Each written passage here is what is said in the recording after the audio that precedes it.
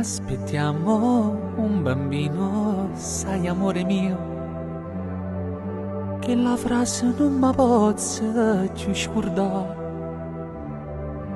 Come lo chiamiamo? Chissà se è maschio o femmina. Quando poi tra 9 mesi nascerà, avrà il tuo nasino oppure gli occhi del papà.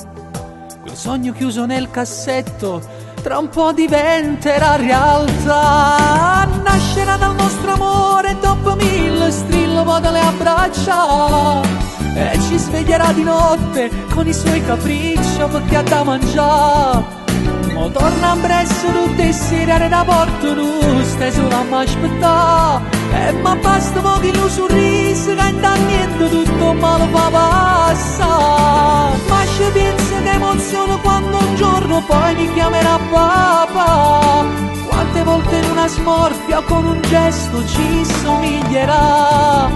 Ma stringe forte un bietto, stata accorta a Luca, e gli canto la sua ninna nanna.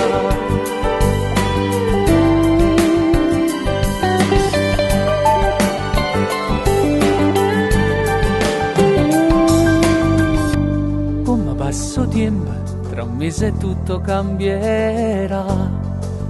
Un regalo di più bello non ci poteva fare. Corrono i pensieri e quando un giorno a scuola andrà, chiuso in un diario il suo futuro scriverà. A quelle carrozzine non ci hanno regalato, ecco un messaggio a tutto quanto ha già avvisato. Nascerà dal nostro amore dopo 1000 strillo poi le abbraccia, e ci sveglierà di notte con i suoi capricci perché ha da mangiare. Mo torna presso tutte le sere da porto nu steso la m'aspettà, e ma basta pochi lu sorriso che niente tutto male fa passare. Ma ci pensa che emozione quando un giorno poi mi chiamerà papà. Quante volte in una smorfia con un gesto ci somiglierà. Ma stringe forte un bietto, stata accorta a Luca, che gli canto la sua ninna nanna.